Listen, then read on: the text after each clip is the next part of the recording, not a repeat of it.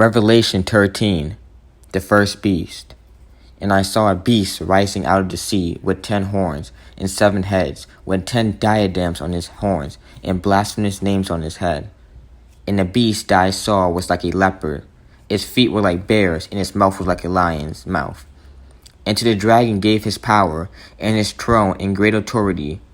One of his heads seemed to have a mortal wound, but his mortal wound was healed, and the whole earth marveled as they followed the beast. And they worshipped the dragon, for he had given his authority to the beast. And they worshipped the beast, saying, Who is like the beast, and who can fight against it? And the beast was given a mouth, uttering haughty and blasphemous words. It was allowed to exercise authority for 42 months. It opens its mouth to utter blasphemies against God, blaspheming his name and his dwelling, that is, those who dwell in heaven. Also, it was allowed to make war on the saints and to conquer them, and authority was given it over every tribe and people and language and nation, and all who dwell on the earth will worship it. Everyone whose name has not been written before the foundation of the world in the book of life of Lamb, who was slain. If anyone has an ear, let him hear. If anyone is to be taken captive to captivity, he goes. If anyone is to be slain with the sword must he be slain.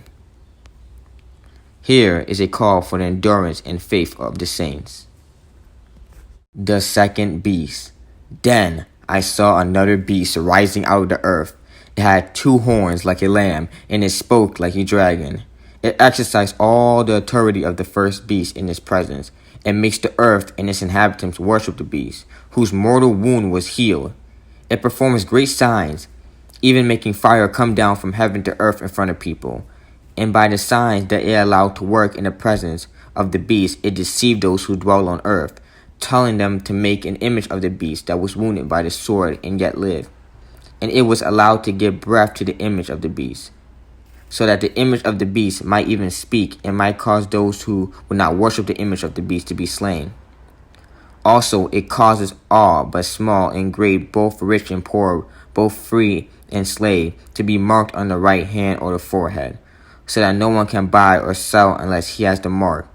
That is the name of the beast, or the number of his name. This calls for wisdom.